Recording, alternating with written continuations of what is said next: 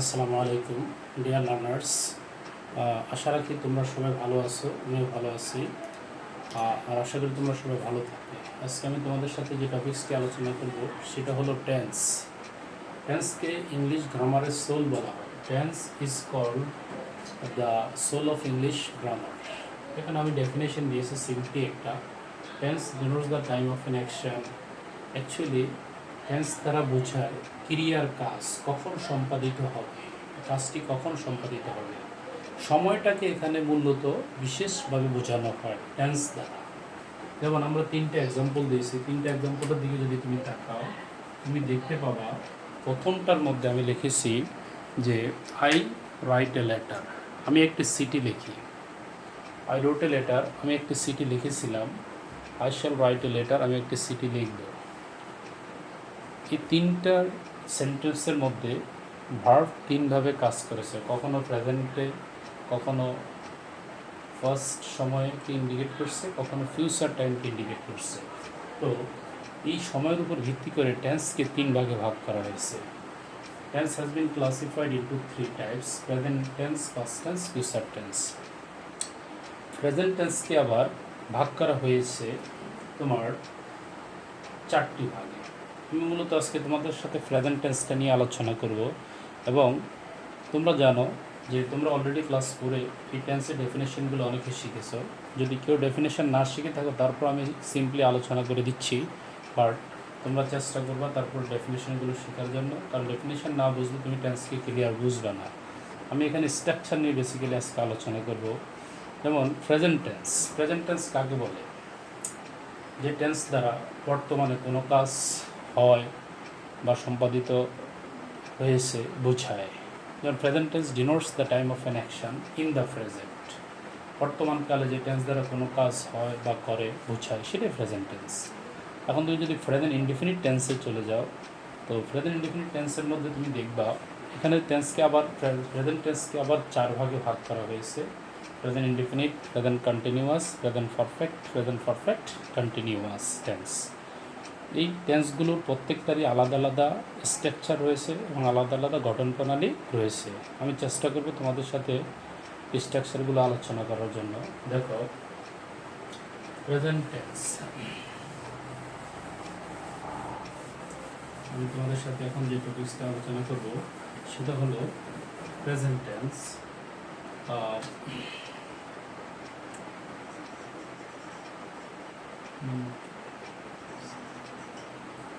Present indefinite, present indefinite tense. Present indefinite tense বর্তমানকালে যে tense দ্বারা কোনো কাজ হয় বা সম্পাদিত হয়, অভ্যাসগত কর্ম, চিরসত্য কথা, যেটা ইউনিভার্সাল ট্রুথ, হ্যাবিচুয়াল ফ্যাক্ট, ঐতিহাসিক বর্তমান, এই কাজগুলো বুঝায় বা সম্পাদিত করে, সেটাকে বলা হয় প্রেজেন্ট টেন্স। স্ট্রাকচার নাম্বার 1 দেখো, এক নম্বরে যে স্ট্রাকচারটা আমরা এখানে পাবো সেটা হলো সাবজেক্ট প্লাস B1 প্লাস S plus object plus extension. যেমন আই রাইট এ লেটার। এক নম্বরটা, আই রাইট এ লেটার। এই সেন্টেন্সের মধ্যে আই হলো তোমার সাবজেক্ট, আই হলো সাবজেক্ট, আর আই হলো এখানে তোমার সাবজেক্ট, আর ভার্ব ধরে B1 হচ্ছে রাইট, আর এটা হচ্ছে অবজেক্ট। 2 নম্বর হলো হি রোটস এ লেটার, সে একটি চিঠি লেখে। এখানে হি write a letter, sorry rights A letter, এখানে সাবজেক্ট B1 সাথে এস যোগ হয়েছে প্লাস অবজেক্ট। এটা হলো এক নম্বর structure, subject plus B1 plus S plus object plus extension. 2 নম্বরটা দেখো, subject plus don't oblique doesn't plus ভার্বের B1 plus object plus extension. যেমন এটা আমরা লিখতে পারি 2 নম্বরটা স্ট্রাকচার অনুযায়ী আমরা যেটা লিখব সেটা হলো হি ডাজেন্ট রাইট আ লেটার। এখানে মূল কথা হলো যে যখন subject third person singular number হবে তখন তুমি এস নিতে পারো এবং থার্ড পারসন সিঙ্গুলার হবে ডাজ আসবে, ডাজেন্ট যেটা সেটা আসবে। নর্মালি থার্ড পারসন সিঙ্গুলার ছাড়া অন্যান্য সেন্টেন্সে যখন সাবজেক্ট হিসেবে তুমি পাবা প্রেজেন্ট ইনডিফিনিট টেন্সের ক্ষেত্রে সেখানে তুমি ডু ব্যবহার করতে পারো। যেমন I don't write a letter, এখানে আই হচ্ছে ফার্স্ট পারসন, এখানে আমরা ডোন্ট ইউজ করছি, আর ই হচ্ছে থার্ড পারসন, এখানে আমরা এখানে ডাজেন্ট ইউজ করেছি। নাম্বার টু হলো, নাম্বার টুতে আমরা থার্ড নাম্বার স্ট্রাকচার অলরেডি আমরা 2 নম্বরটা করে 3 নম্বর স্ট্রাকচার যদি আমরা চাই, আমরা 3 নম্বর স্ট্রাকচারে দেখি do oblique does, do oblique does plus subject plus B1 plus object plus extension. Object এটা তুমি এখানে অবলিকও দিতে পারো, আমরা এই অবলিকও ইউজ করতে পারি, প্লাস প্রশ্নবোধক চিহ্ন। এই সেন্টেন্সে প্রশ্নবোধক চিহ্ন দেওয়া একান্তভাবে গুরুত্বপূর্ণ। যদি তুমি প্রশ্নবোধক চিহ্ন না দাও তাহলে তোমার এটা ভুল হবে, এটা ঠিক হবে না। ডু অবলিক ডাস, তুমি যদি প্রশ্নবোধক চিহ্ন না দাও তাহলে তোমার এই সেন্টেন্সটা কী হবে না, রাইট কোনোভাবেই হবে না। এখন দেখো এটা কিন্তু এক্সটেনশন প্লাস প্রশ্নবোধক চিহ্ন। যেমন do you write a letter, do you write a letter, does he write a letter. Then তিনটা, এটা অ্যাফার্মেটিভ সেন্টেন্স, এটা নেগেটিভ, এটা ইন্টারোগেটিভ। এই তিনটা সেন্টেন্স যদি তুমি শিখো, সাবজেক্ট B1 প্লাস S oblique S plus object, I write a letter, subject plus don't oblique doesn't plus ভার্বে B1 plus object plus extension. তো দ্বিতীয়টা হলো এটা যে I don't write a letter, এখানে বা I don't write a letter, এটা হচ্ছে এখানে সাবজেক্ট ফার্স্ট পারসন ডোন্ট আছে, he doesn't write a letter, এখানে সাবজেক্ট থার্ড পারসন হওয়ার কারণে আমরা সেখানে ডাজেন্ট শব্দটা ইউজ করছি। Do oblique does plus subject plus B1 plus subject plus extension, do you write a letter আর does he write a letter. এইগুলো present indefinite টেন্সের তিনটা স্ট্রাকচার। এখন আমরা চলে যাব প্রেজেন্ট কন্টিনিউয়াস টেন্স। তোমাদেরকে একটু আরেকটু জিনিস আমি লিখে দিই এখানে, থার্ড পারসন সিঙ্গুলার নাম্বারের তোমরা কী কী যেটা তোমরা থার্ড পারসন সিঙ্গুলার নাম্বার হিসাবে আইডেন্টিফাই করবা।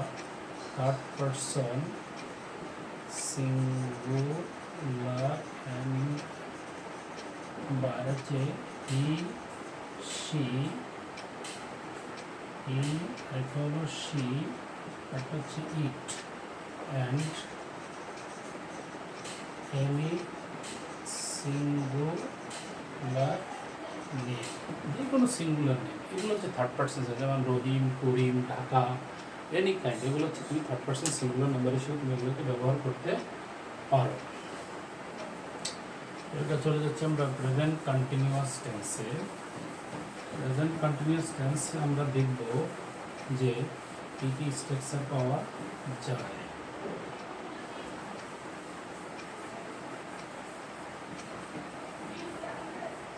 প্রেজেন্ট কন্টিনিউয়াস টেন্সের দিকে তুমি তাকাইলে প্রথমত তুমি যেটা সেখানে দেখতে পাবা সেটা হলো তার স্ট্রাকচারটা হচ্ছে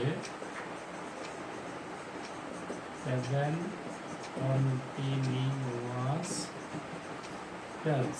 তার স্ট্রাকচার হলো, এক নম্বর স্ট্রাকচার হচ্ছে subject plus am oblique is oblique are plus ভার্বের B1 plus ING plus object oblique extension. Present continuous টেন্সে মূলত তোমাকে এই অক্সিলিয়ারি ভার্বের রেমিজার উপরে যদি ভার্বের B1 থাকে তোমাকে অবশ্যই আইএনজি যোগ করতে হবে। আর প্রেজেন্ট কন্টিনিউয়াস টেন্সের ডেফিনেশন হলো এরকম, বর্তমান কালে যে টেন্স দ্বারা কোনো কাজ হচ্ছে বা চলতেছে সেটা বোঝায়, চলমান কাজ, সেটাই প্রেজেন্ট কন্টিনিউয়াস টেন্স। যদি যেমন I am writing a letter. He is writing a letter. এই যে দুইটা, তারপর দেখো 2 নম্বর structure subject plus am oblique is oblique are, শুধু একটা নট যোগ করতে হবে, নট ভার্বের b1 plus ing plus object plus extension. এই b1 বলতে ভার্বের ফার্স্ট ফর্ম প্রেজেন্ট ফর্মকে বোঝায়, একদম যেটা আমরা কনজুগেশন অফ ভার্বে শিখেছি। এখন দেখো I am not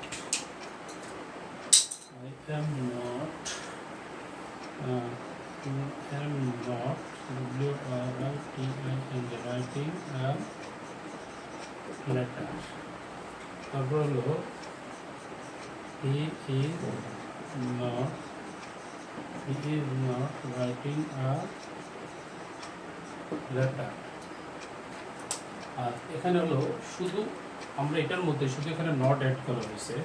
আর এটা 3 নম্বর স্ট্রাকচার হলো তোমার প্রথমে অক্সিলারি ভার্ব চলে আসবে, যদি আমরা এটা ইন্টারপ্রেট করতে am oblique is oblique are plus ভার্বে am oblique is oblique are plus subject plus ভার্বের b1 প্লাস b1 প্লাস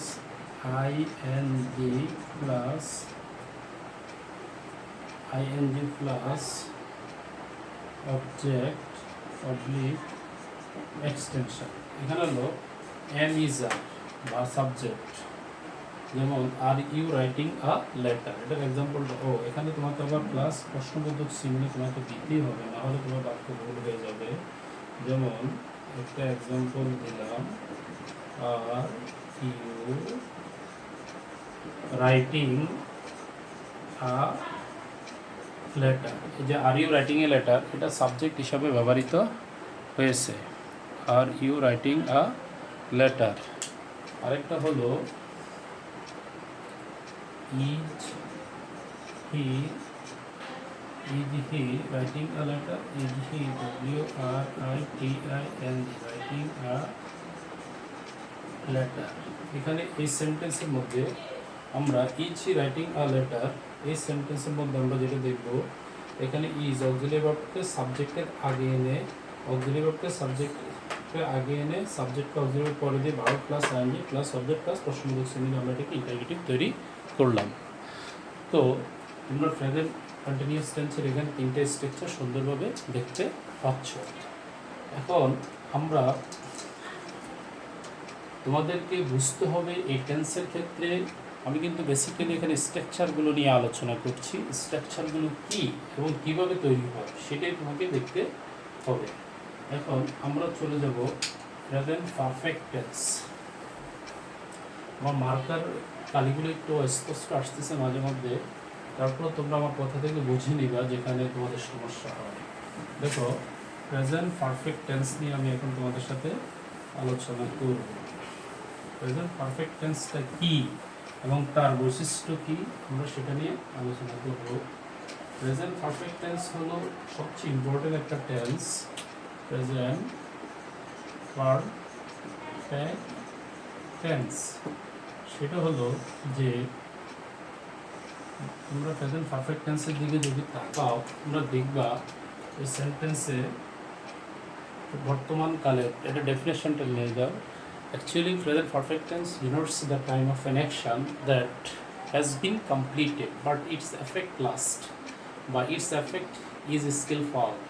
যে কাজটা বর্তমান কালে শেষ হয়েছে কিন্তু তার ফলাফল এখনও বিদ্যমান, মানে এইমাত্র শেষ হয়েছে, just now, already, yet, your, lately, recently, এরকম কিছু শব্দ আছে এগুলো present. I have gone there just now, আমি এইমাত্র সেখানে গেলাম, যে তুমি উপস্থিত হয়েছো মাত্র এই মোমেন্টে, তুমি ভাত খেয়েছো, এখন তো তোমার তুমি তোয়াল দিয়ে বা টাওয়েল দিয়ে তুমি এখন কী করো না, হাত মোছো না, এরকম টাইপের অ্যাকশনকে প্রেজেন্ট পারফেক্ট টেন্সের সাথে জড়িত।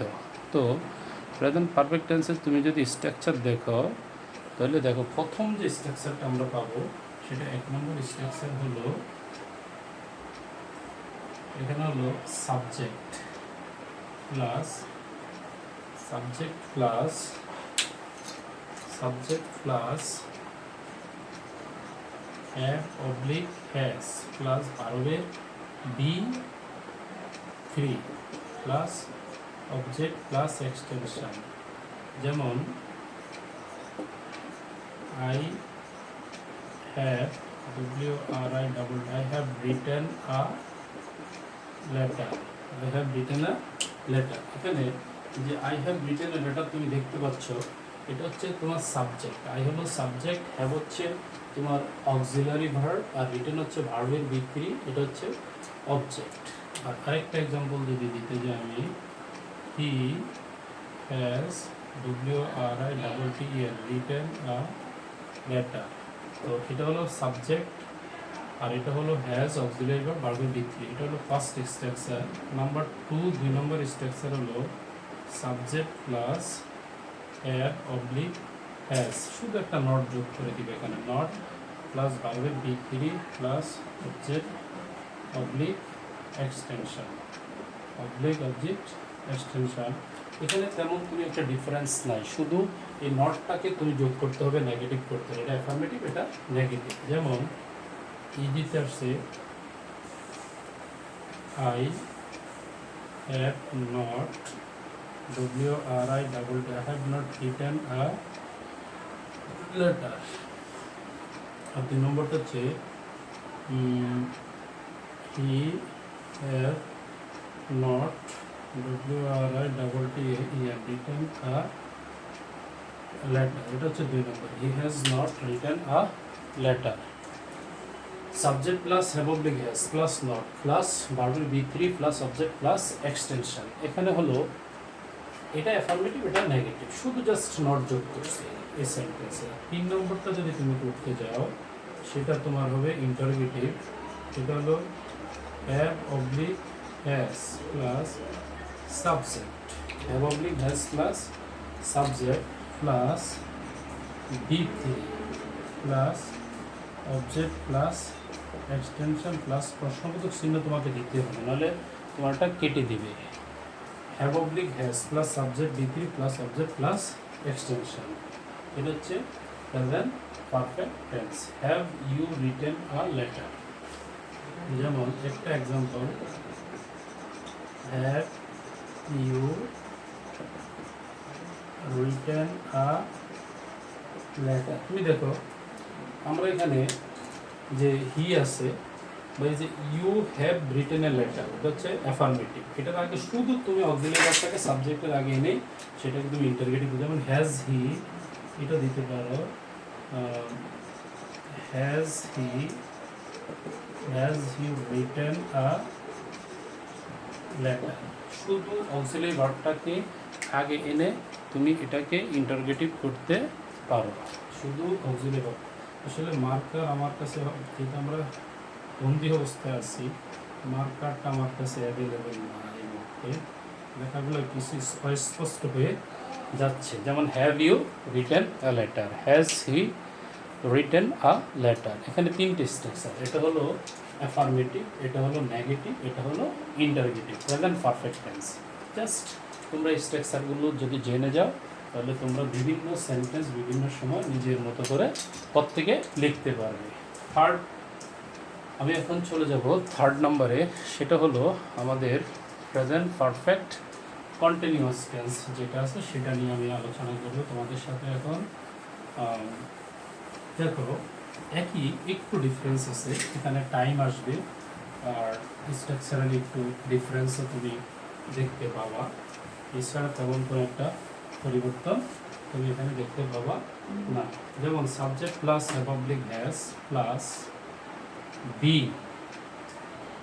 প্লাস ভার্বের B one plus ING plus object plus time,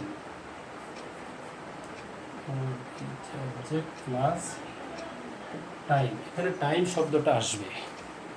টাইমটাকে তুমি যদি না ইউজ করো তাহলে এটা তোমার ভুল হবে, সাবজেক্টের সাথে টাইমটা এখানে আসবে, এটা 1 নম্বর স্ট্রাকচার। যেমন I have been writing a letter for 10 minutes. I have been writing a letter for 10 minutes. এটা এক্সাম্পল, আমি একটা করে এক্সাম্পল দিব, এখানে বেশি দিব না। দেখো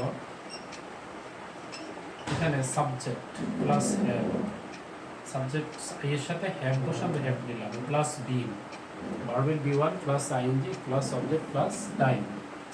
2 নম্বর স্ট্রাকচারটাতে তুমি যাও, subject plus have oblique has plus not plus been plus ভার্বের B one plus ING plus object plus time, object plus time. এখান থেকে লেখাটা একটু অস্পষ্ট হয়ে গেছে। প্লাস আসলে মার্কার পর্যাপ্ত পরিমাণ নেই আমার কাছে এখানে। Plus ING plus object plus time. এখানে তেমন কোনো ডিফারেন্স নেই, এখানে শুধু হ্যাভের পর আমরা নট যোগ করে দিব।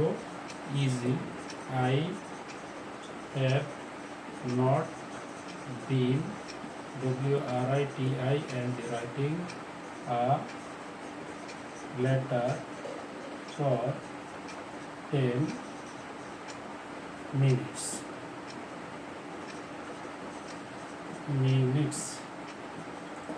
এই জাস্ট এটা নেগেটিভ হয়ে গেল। I have been writing a letter, I have not been writing a letter for 10 minutes.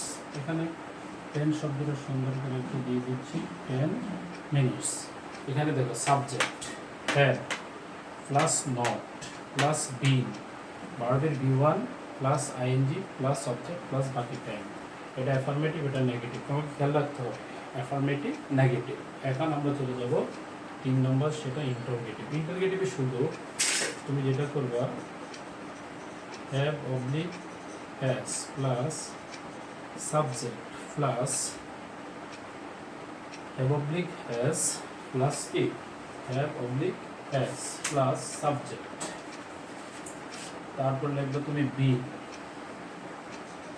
been plus ভার্বের b1 প্লাস আইএনজি, b1 এর সাথে অবশ্যই আইএনজি দিতে হবে, ING plus object plus time plus প্রশ্নবোধক চিহ্ন প্লাস প্রশ্নবোধক চিহ্ন, নোট অফ ইন্টারোগেশন বা প্রশ্নবোধক চিহ্নটাকে দিতে হবে। Have you been writing a letter for 10 minutes. Example, এটা যদি তুমি এক্সাম্পল হিসাবে সেট করো, দেখো have you been writing a letter, have you been writing a letter for 10 minutes,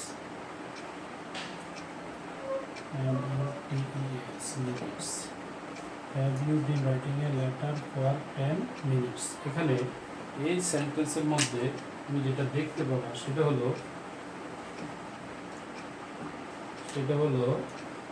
প্রথমে আমরা অক্সিলিয়ারি ভার্বটাকে আগে নিয়ে আসছি, মেন অক্সিলিয়ারি ভার্ব, তারপরে সাবজেক্ট বসালাম, বসানোর পরে আমরা বিন শব্দটি ইউজ করেছি, তারপরে রাইট শব্দ দিয়েছি, তার সাথে আইএনজি দিয়েছি, এই লেটার অবজেক্ট বাকি অংশ। সো এই তোমাদের সাথে আমি প্রত্যেকটা টেন্সের 3টা করে স্ট্রাকচার, টোটাল 12টা স্ট্রাকচার আলোচনা করছি। তোমরা খাতার মধ্যে এগুলো প্রথমে ভিডিও দেখবা, শুনবা, লিখবা, তারপরে নিজে, যেন আমি রাইট ভার্ব দিয়ে এই সেন্টেন্সগুলো লেখা প্র্যাকটিস করেছি। তুমি ইচ্ছা করলে